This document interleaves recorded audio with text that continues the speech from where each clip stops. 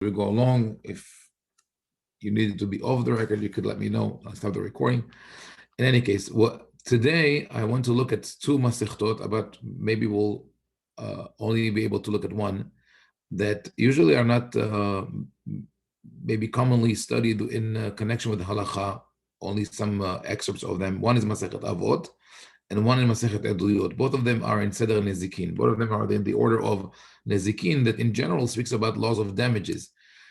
It seems that they were, at least regarding Eduyot, that Eduyot was added to this order just because there was no other place to put it. It's sort of, this is the part of the miscellaneous. Where do you put Masechet Eduyot? What is it? And Masechet Eduyot is a collection, an anthology of testimonies, as the name suggests, according to the Ashkenazi tradition. The Sephardic tradition reads that the name of the Masechet is Masechet Adayot, and Adayot comes from the word Edit in Hebrew, which means the choicest.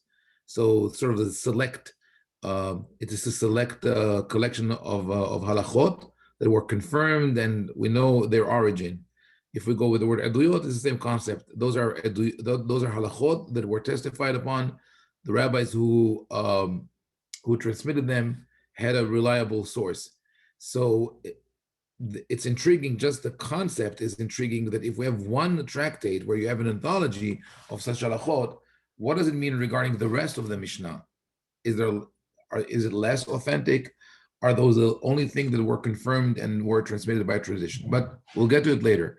I want to start with Masechet Avot. Masechet Avot is also part of Seder Nezikim, and usually we think of Masechet Avot as an anthology of morals and ethics. And the question, of course, is why is it included in the order of Nezikim, in the laws of damages? And the answer to that, the classic answer to that, is that the real piety, the real morals and ethics are in keeping the laws of damages, knowing that I cannot cause damage to another person, cannot infringe upon their rights. It's not in the ritual, it's not in the tefillot or tefillin, lulav. All these things are beautiful, but if I don't respect the other people's property and rights, then I cannot call myself a hasid, a pious person. And Masechet Avot is about that, learning to be a pious person. But along the way, we can learn a lot about tradition, about the transmission of halacha, masoret, and the authority of the rabbi. So let's start with the Masechet Avot. The very first Mishnah speaks about the chain of sort of the unbroken chain of transmission. Moshe kibel Torah miSinai, umsara liYoshua, v'Yoshua lizkenim, uzkenim leNeviim, uNeviim mesaro leAnshe Knesset HaGedolah.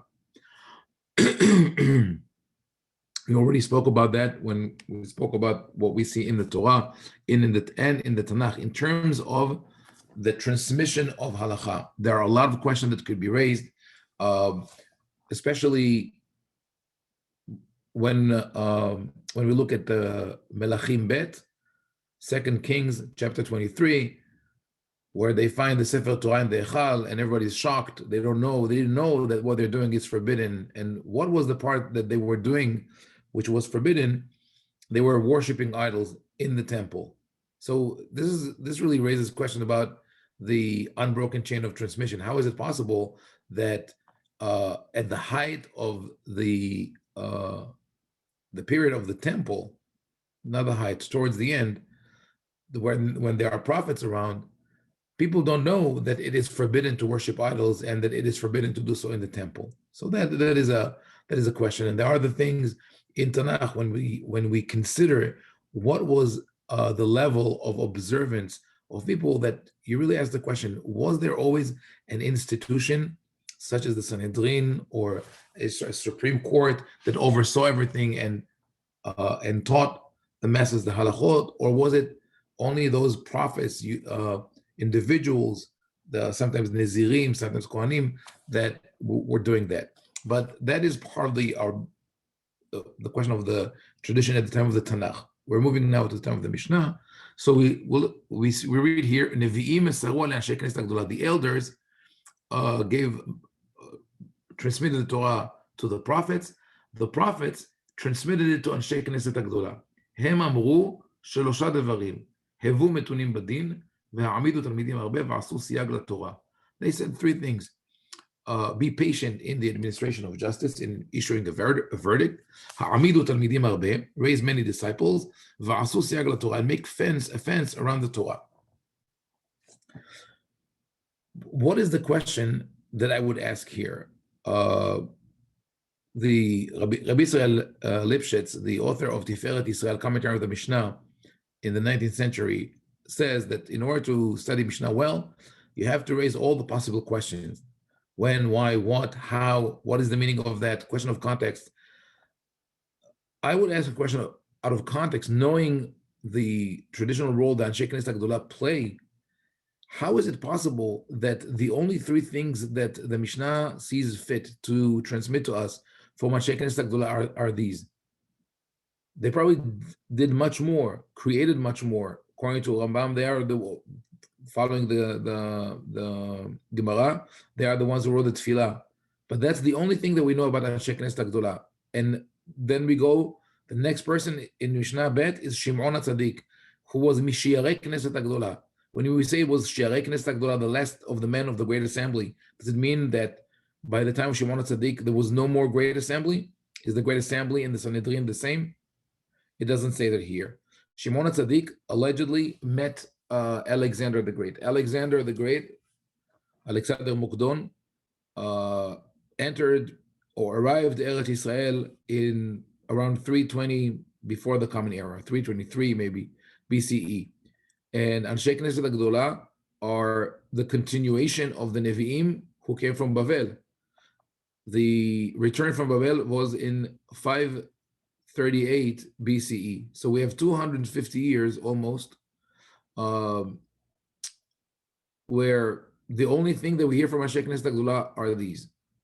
So this question should really be on our mind. Was there really such an entity as Knesset Agdolah?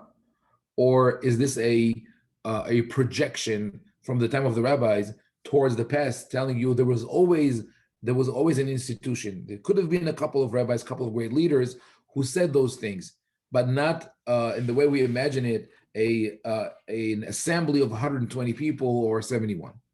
But now let's look at what they say here. Those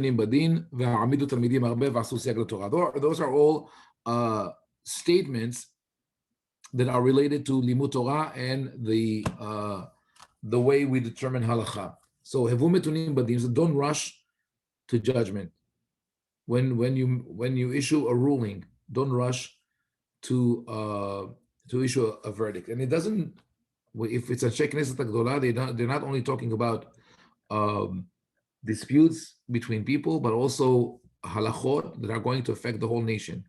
Meaning that you have to consider the ramifications of a ruling, which is something that not everybody does in definitely not in today's world. I hear a lot of cases of people following the book. This is what is written. This is how it should be done, and they don't consider the long-term effect and ramifications of the halakha. I'll mention two things. One, I think I mentioned it in the class a couple of weeks ago.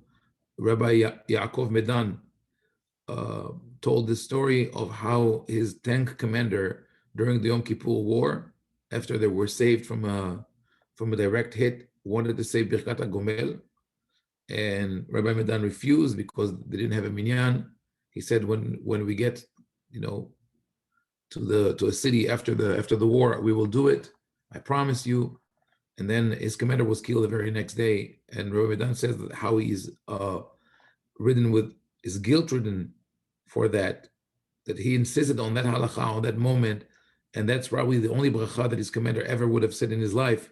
And he denied him that opportunity.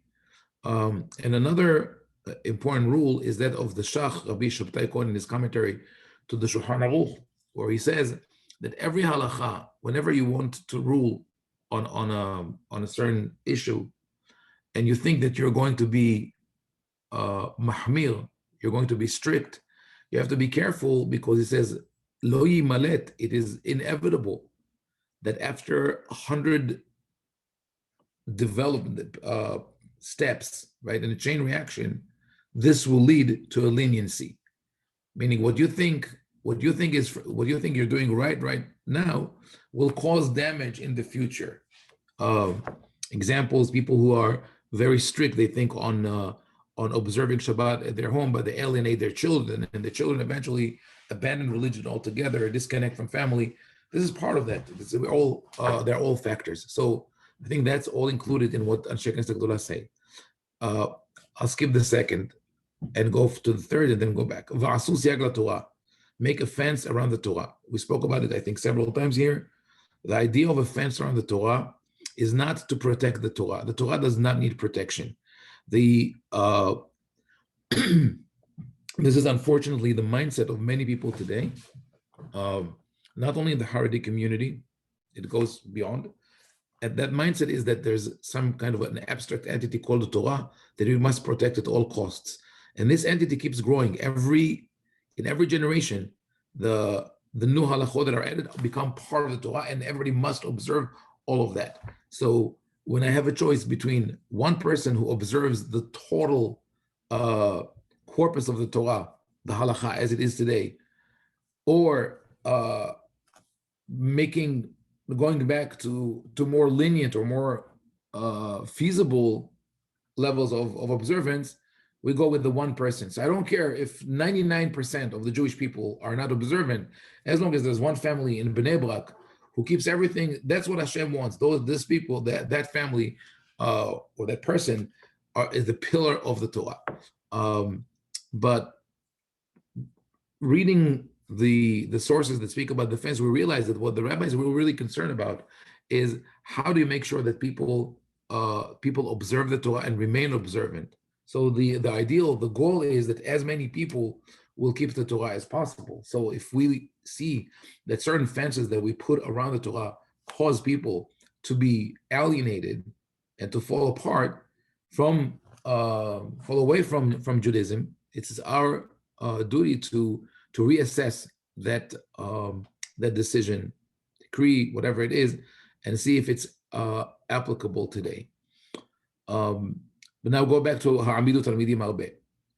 Ha'amidu Talmidim Arbe, usually people read that as translated here, raise many disciples. The emphasis is on disciples.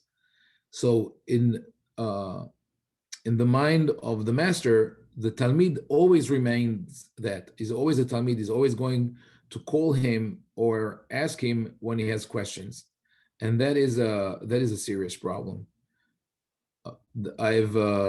I've seen it over and over again, and that ordained rabbis are afraid to make decisions because they see themselves as talmidim. So whenever they're faced with a problem, they will call their rabbi. So what it causes is that that rabbi who becomes the central authority receives questions from the field, but he's not in the field.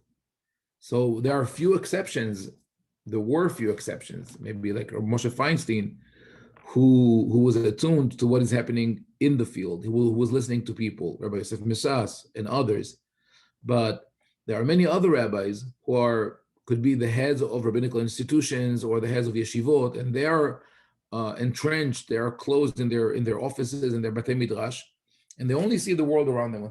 When they get a question, they answer according to their standards, the way where they live, and they transmit it to their talmidim. And what we get here is what is called monoculture. Those are clones of the master. They all do and say and speak in the same voice, and that's not that's not how a community or a nation could grow. The emphasis, I think, in the words of Anshe Knesset Gedolah is on the word v'ha'amidu. V'ha'amidu talmidim arbe. You want them to stand on their own 2 feet, not to keep calling you when they have questions. And that's how it was in the past, probably up until 100, 150 years ago, where with globalization and the ease of communication, we created more and more those standardized tests and standardized rabbinate. I'll recall, I mean, again, I'll bring this example of when I was teaching a course on Sephardic halacha at a rabbinic, and a very prestigious rabbinic institute in New York. And after my class, one of the students was Sephardic. The majority of the students were Ashkenazi. One of the students was Sephardic, came to me and asked me, who do I recommend as his posek? Like, who should his posek be? And that is something that is very common in the rabbinic institutions in America. A rabbi is ordained, he goes to the field, but he has a list of rabbis who are his poseks. Like, this is my posek, this is my authority on Shabbat, this is my authority on kashrut, this is my authority on questions of family purity. And the question is then, why are you a rabbi? Why are you? Where is your power of discretion and understanding of what's in front of you? Anyway, I told this young man, I said, you should be your own posek. Once you are once you are ordained, that means that you're the posek. You go out there and you decide what needs to be decided. And the Rosh Yeshiva who was standing next to me, he says, yeah, but posek with a small p, not a capital P. So meaning, keep calling me now, I'll tell you what to do, right? So anyway, those are Sheikh Knesset Agdola. Shimon HaTzadik. Any questions about that? The fences and the before I continue to the next Mishnah? Okay. So we go to Shimon HaTzadik. Shimon HaTzadik היה משיירי כנסת הגדולה. That's just like I commented before.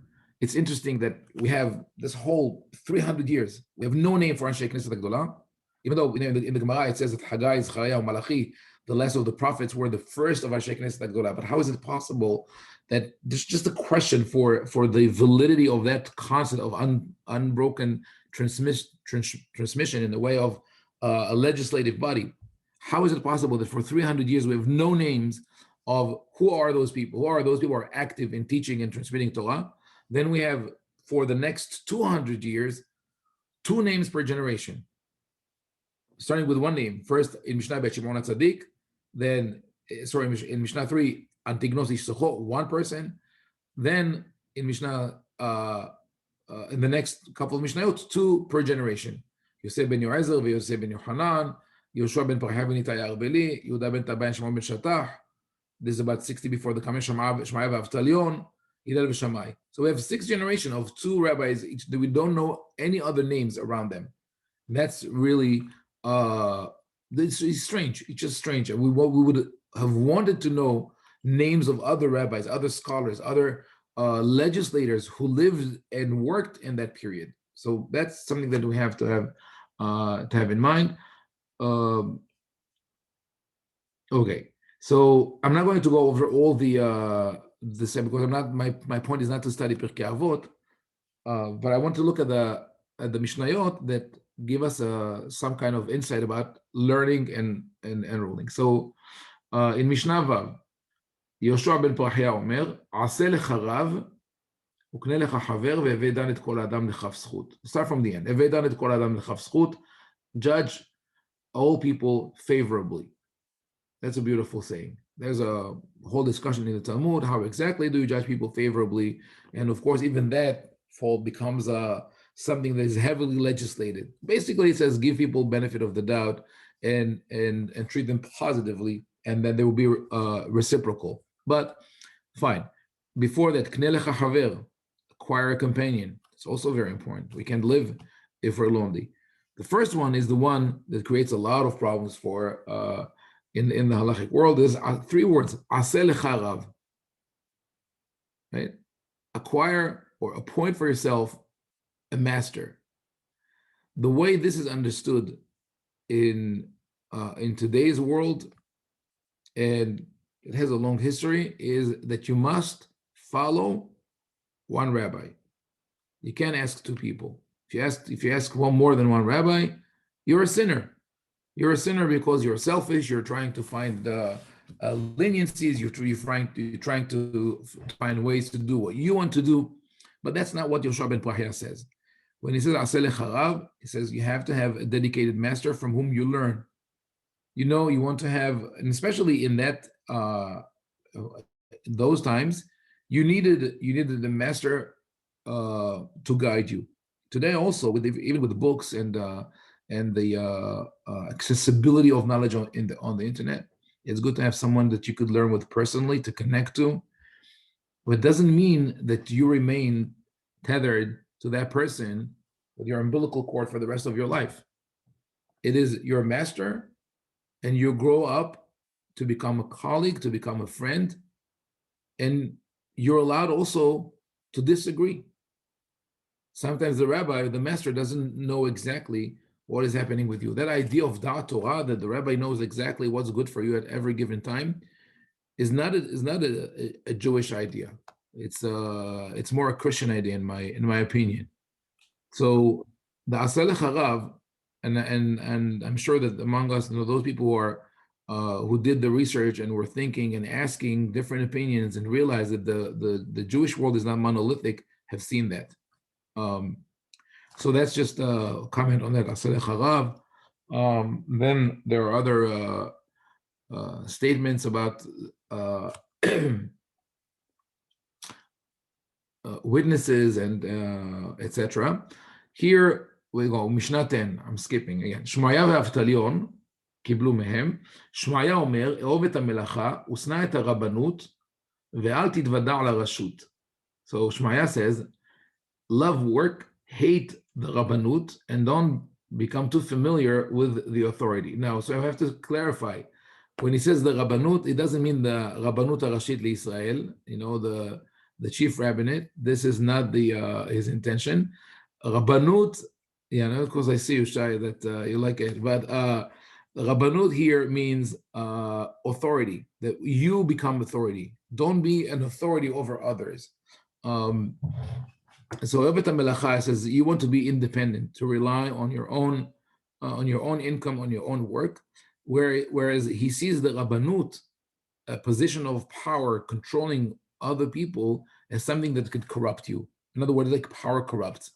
Ve'al tidvada larashut, and do not attempt to draw near the ruling authority. That's also a question of corruption, that you try to please the authority. In his time, it was the Greek authority, and there were others who did that. So that is also a question that we have to have in mind when we look at rabbinical authority and we discuss halachic questions.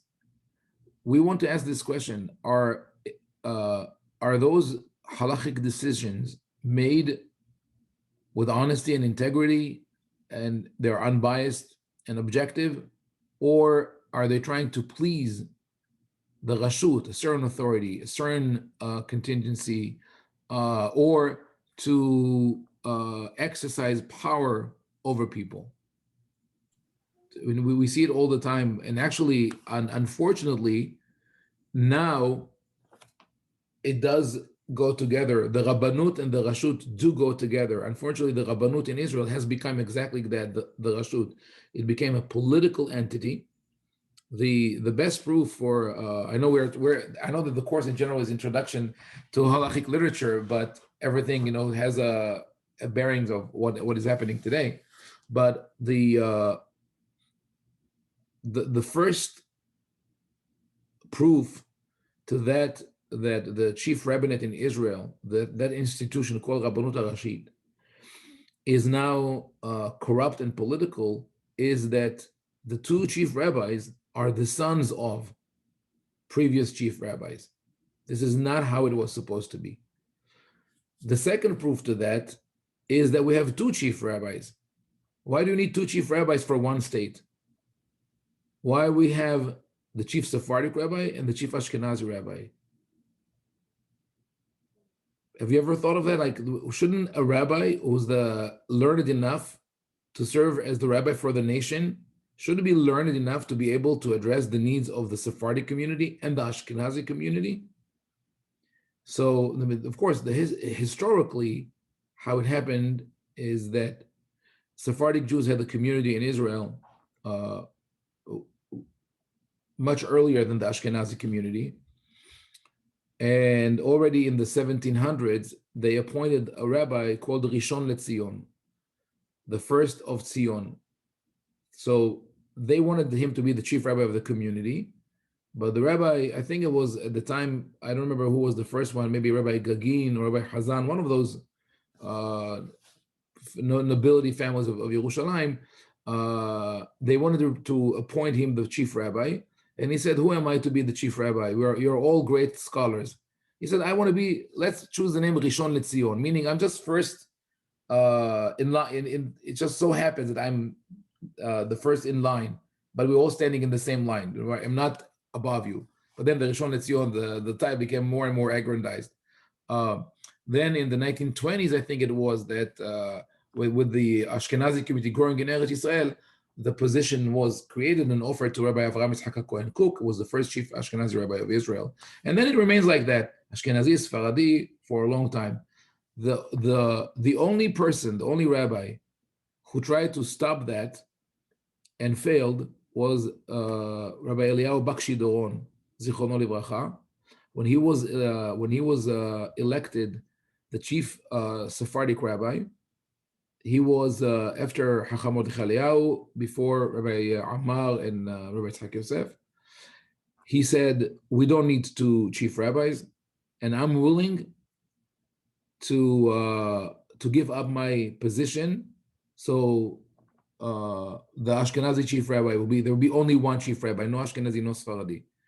But of course, it was refused by politicians and by all the rabbis who serve as rabbis of cities or rabbis of communities in Israel, who are paid by the government, and they are for each city there's a Sephardic and Ashkenazi rabbi. So those are very lucrative positions. People want them.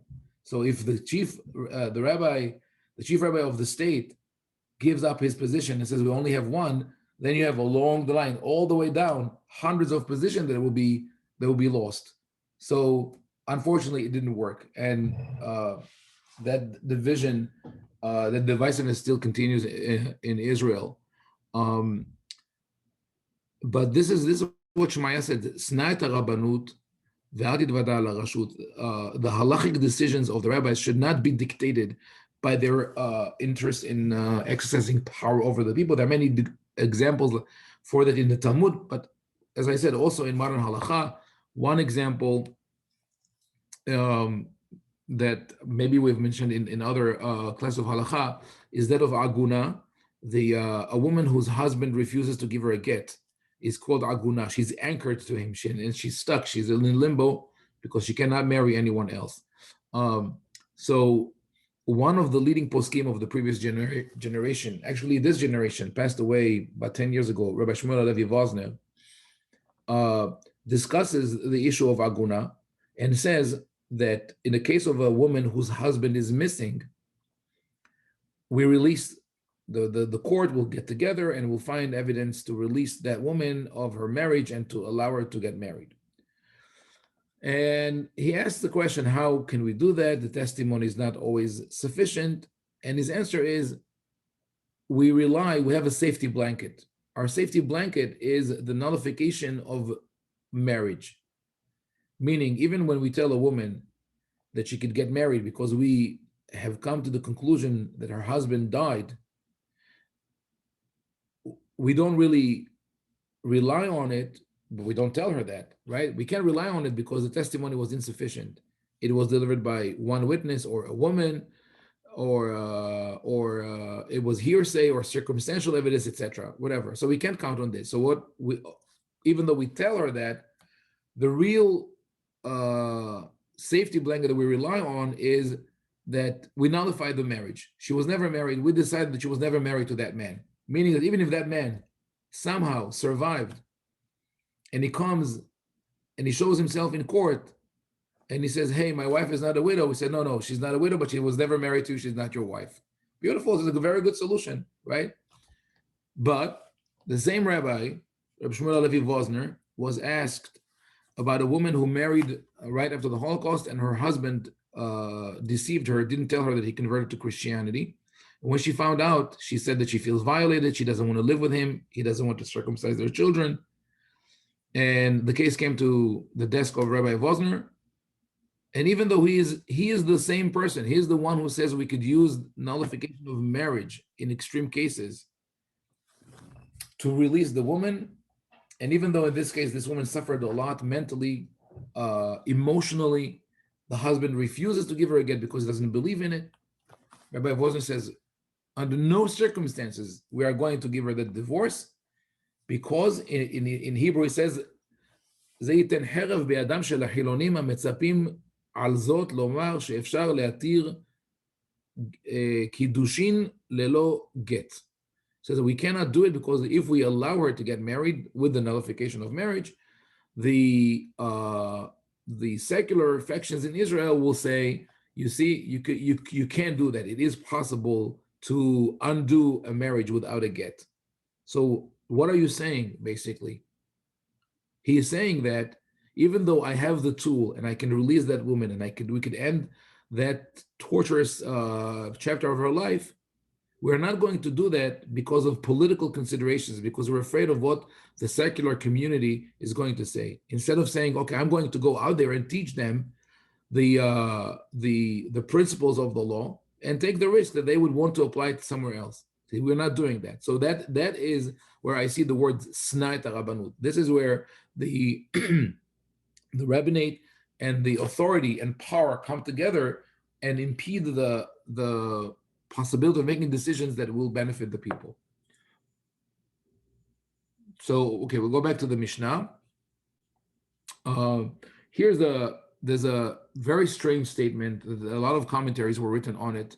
Not really clear what Avtalion is saying, but we're going to share it. So Avtalion, who was the master of Hillel, says, "Hachamim izaru b'divrechem." Sages, be careful with your words. Shema tachovu huvad galut, lest you incur the penalty of exile. V'tiglu limkom mayim hara'im, and be carried off to a place of evil waters. V'yishtu hatalmidim habayim acharichem ve'yamutu, and the disciples who follow you drink and die. V'nimtza shem shamayim mithalel, and thus the name of heaven becomes profaned. So it's sort of enigmatic statement. It's hard to understand. There are, like I said, many commentaries were offered on that. I think that what Avtalion is saying is a metaphor. He wants it to remain enigmatic. He doesn't mean that the scholar would be exiled physically. Rather, maybe that the rabbi, a certain scholar with this interpretation, will arrive at conclusions that are out of boundaries. And if he does that, his disciples will take it further. And that will cause death, either spiritual death or physical death. So basically, he's warning people to remain within a certain frame of halakha. So if anyone has a better an insight into this Mishnah, I would like to hear it. What I'm saying is, and why is it appropriate for Avtalion to say that? Be careful in the way you interpret the Mishnah. I think it is because that is the time where we have the transition from the subjective halakha to the unified halakha. Remember, we spoke about that. There's transition from the time of the Torah and the Tanakh, all through the Persian and Greek period, where halachot were interpreted more loosely by people in the field, in each city, in each village. People did what they felt was correct. Even, for the example that we gave was the age of children. When you become obligated in mitzvot, it was subjective. This child could read the Torah now. This child could put tefillin now. And then there was a transition, especially at the time of Hillel Shammai, to the unified Mishnah, where we set boundaries, ages, measurements, times, quantities. And Avtalion says, now you're embarking on a mission of rewriting and reinterpreting the boundaries of halakha. Be careful not to get out of boundaries, and eventually that will cause Hilul Shem Shamayim. Daphna, so you have a comment? Yeah, I was thinking, well, the thing that caught me in that in that quote that you were just reading was that the reference to the waters, because I always think a lot about Mayim Chayim and what that means. Sorry, I'm adjusting so the light's not so bad. Yeah. And so, and then I was thinking, it's kind of circles back to what you were saying before. All the things you're talking about today seem to intersect, because my background is in literature. It seems like the change between an oral tradition and a written tradition, orality. So, and also Greek, because the idea that you have to have an author who has a name is really something that comes first in what I, or most prominently, let's say, in our Western tradition with Greek literature, where you start assigning ideas to people instead of having them belong to the whole community, the whole group, and being in the charge of the whole group, right, to pass it down, because you can't rely on, even if there is a storyteller or people who have more responsibility, you can't rely on one person. And so it seems to me that then you get into this cult of personality that we have eventually today, where you have to have a leader or a figure or an identity, whether it's fictional or real, that you assign to something. And to me, that seems to intersect with this idea of be careful that you don't deaden a tradition. That if you take it from the realm of like the dynamic nature of water that's alive to a water that's stagnant, it seems, if you're looking at a metaphor, to me that seems to connect a little. Wow, thank you. No, so what you're saying also, I think, is that the very structure of at least the first chapter of Pirkei Avot is built sort of like it's a on the Greek tradition of those are great scholars, and they said this, they said that. So in Mayim Araim, I think you're correct, because Mayim Araim, it's a bad waters, right? Usually in rabbinic literature refers to standing water that becomes stagnant. So there's lack of so I interpret it as getting out of bounds, but you interpret it, and I think it's correct, as um, because we're moving from the oral tradition, but even though it was not yet in the time of the Aftalion, but we're moving to a more codified tradition, we're running the risk of being locked into those codes and not being able to develop further, right? So, and that is something that we saw, for example, in the first chapter of Masechet Brachot. Oh no, we'll see it when we get to the Talmud. There's still a sort of a reminiscence of that idea of flexibility there, when the Mishnah speaks about the time of Kirat Shema, right? It doesn't say Tzeta Kochavim. It says Kohanim Nechasim Lechol B'Trumatam, when the Kohanim go to eat Truma. It gives us a sort of vague idea, and it's to tell us, don't go crazy and try to say Arvit, Kirat Shema exactly at 5:12 and 32 seconds. There's a margin of not margin of error, but margin of to be flexible. But anyway, thank you, Daphne, for that interpretation. So we're going back to Hillel, to the Mishnah, Hillel v'Shamai. Seemingly, it's not a halachic statement here, but first note that when we get to Hillel v'Shamai, before we get into the statement itself, say Hillel v'Shamai, Mishnah 12, right? Each one of those previous Hachamim said three or two things. Hillel says, Hevei mitalmidav shel Aaron, Ohev shalom ve'rodev shalom, ohev et habriot v'mekaravan laTorah, be of the disciples of Aaron. Then in Mishnah 13, Nigat Shema Avet Shemei says another one, and in Mishnah 14 it says another one. Then comes Shammai, and then comes Rabban Gamliel, Rabban Shimon ben Gamliel, Rabbi Yehuda Nasi. The historic lineage sort of breaks here. We get all the way to Hillel. Hillel is the from the dynasty of Bet David, and he is also the forefather of the Nesiim who led the Bedin. So we give him, the author of Pirkei Avot gives him more space, 3 Mishnayot. Then his partner Shammai is mentioned, and then we go to all the descendants of Hillel in order. A similar pattern can be seen in Masechet Gittin in chapter 3, 4, and 5, where there are certain decrees that the author of Mishnah, whenever when it sort of distorts the chronological order in order to give uh, a or to highlight the dynasty of Hillel. So what does Hillel say? Hillel ושמאי אומר, הלל אומר, הווה מתלמידיו של אהרון, be a disciple of אהרון, אוהב שלום ורודף שלום, אוהב את הבריות ומקרבן לתורה, you love peace, you pursue peace, love mankind and draw them close to the Torah. So those are two things that's here, אוהב את הבריות ומקרבן לתורה. That is today it became a problem because the word kiruv is very common when you talk about people teaching Torah to others, and they deal with kiruv. But the problem is with kiruv is comes the statement that not the statement, sorry, the assumption that those people are far away, because when you say I will bring you closer to the Torah, it means that you are far away. So it has to be mitigated with the first part of it, of ohevet habriot, love people, meaning you accept them as they are. You don't see them as people are far away from the Torah. Maybe you want to broaden their understanding of Torah. Okay, we'll talk about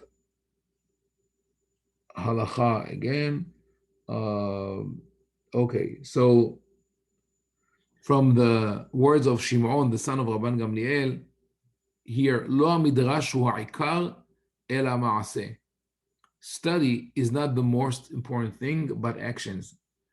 And that is an important rule in studying Torah that, again, unfortunately, I think has been forgotten today. The ideal has become to sit all day and study Torah in a study hall and believe that this is what sustains the world. The Rabbi say here very clearly, the Torah is the guide for life. You learn it and you apply it to daily life.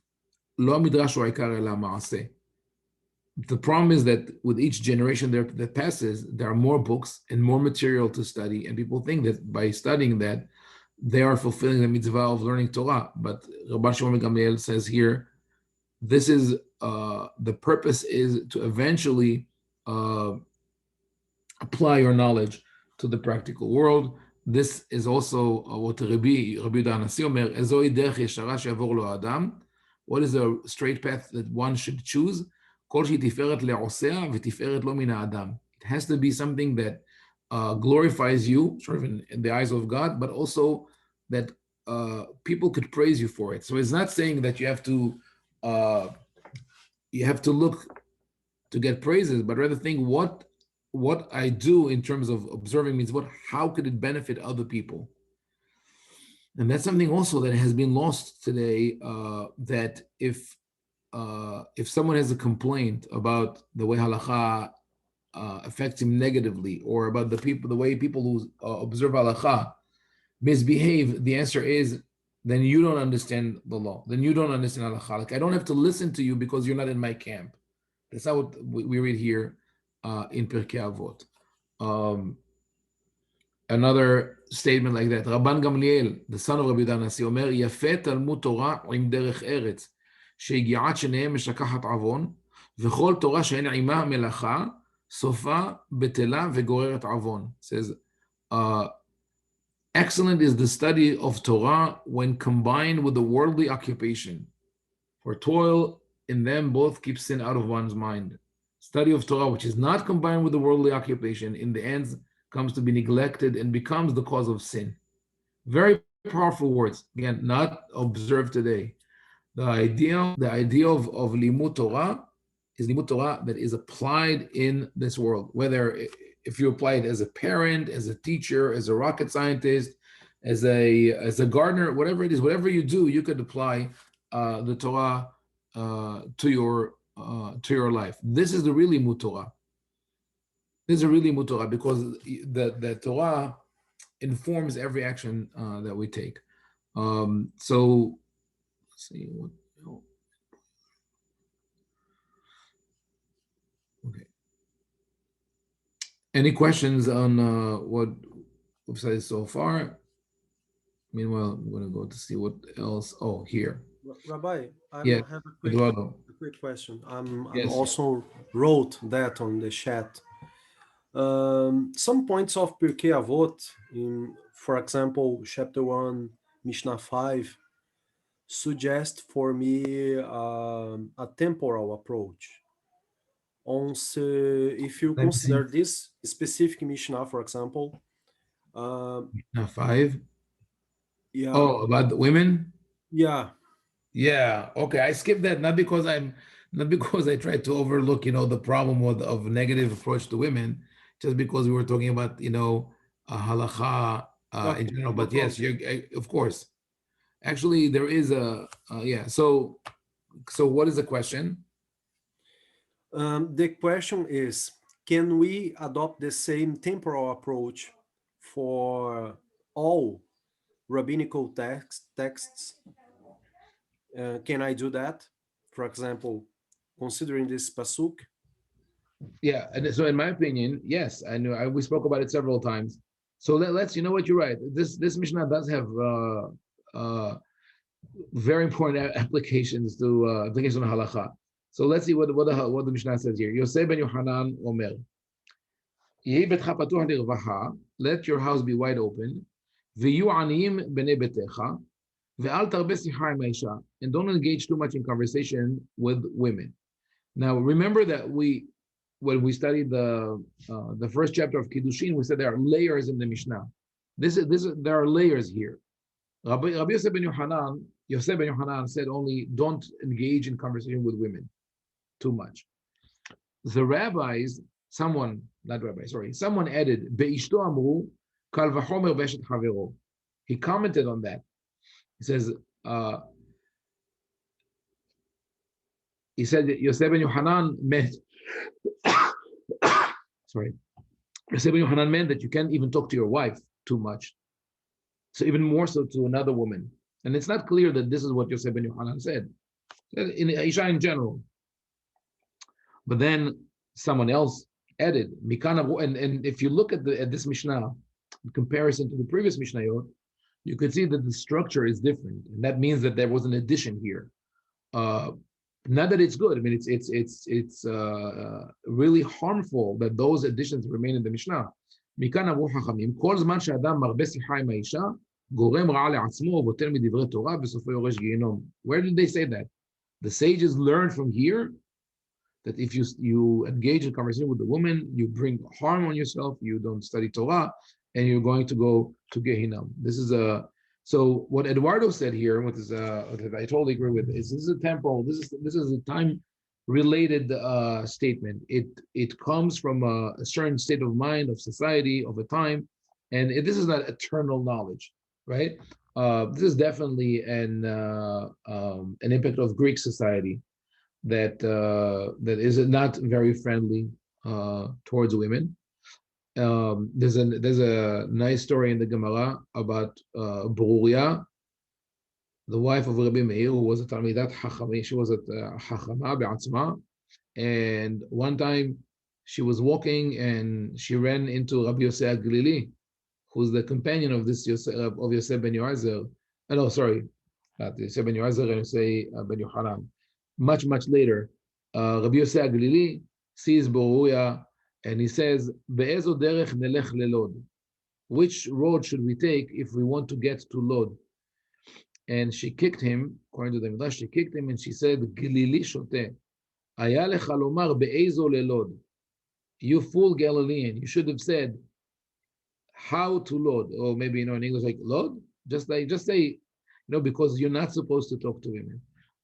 So obviously she was very upset with this Mishnah.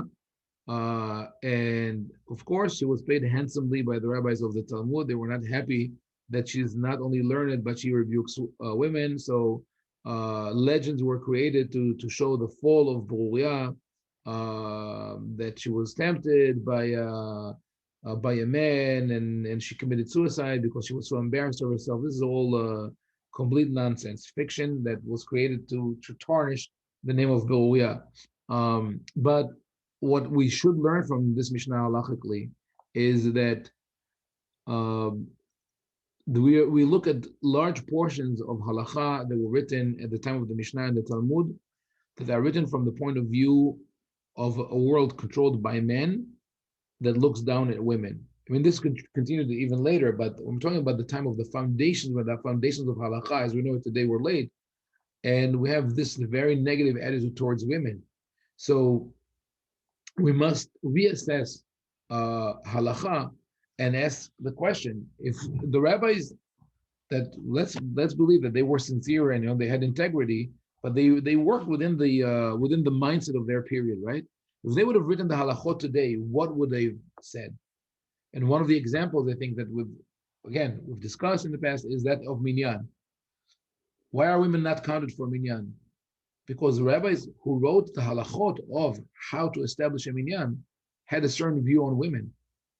Either they didn't want them in their sacred space, or they thought they don't have the necessary preparation for prayer. Whatever they came from a place where women were a different category within society.